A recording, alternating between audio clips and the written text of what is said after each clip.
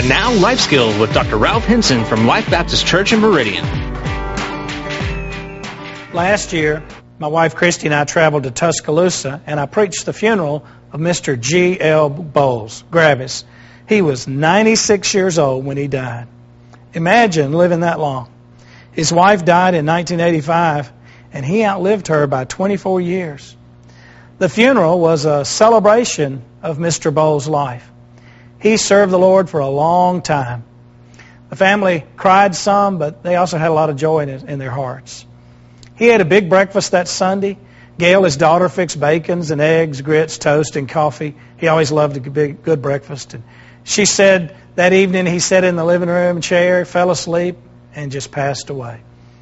I told somebody at work about the funeral for the 96-year-old man, and the guy asked me, how did he die? I said he had a skateboard accident. They realized how silly that question was. He died of old age. He was 96 years old. According to Psalm 116, verse 15, precious in the sight of the Lord is the death of His saints. Mr. Bowles today is currently not concerned about financial pressures. He never really was, but he certainly isn't now. The riches of heaven far outshine anything here. The Bible tells us in Romans 8:18, for I consider the sufferings of this present time are not worthy to be compared with the glory that shall be revealed in us.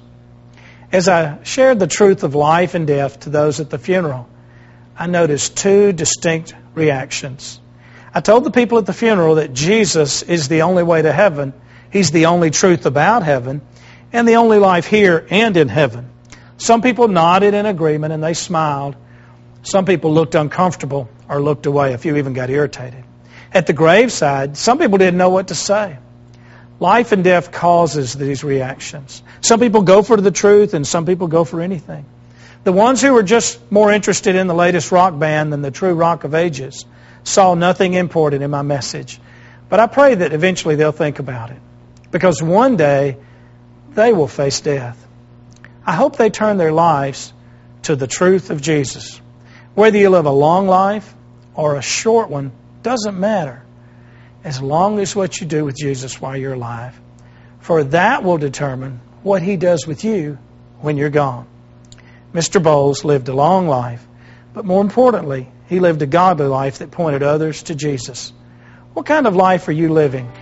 What will people say about you at your funeral? That's up to you. You might not die of a skateboard accident, but you're going to die.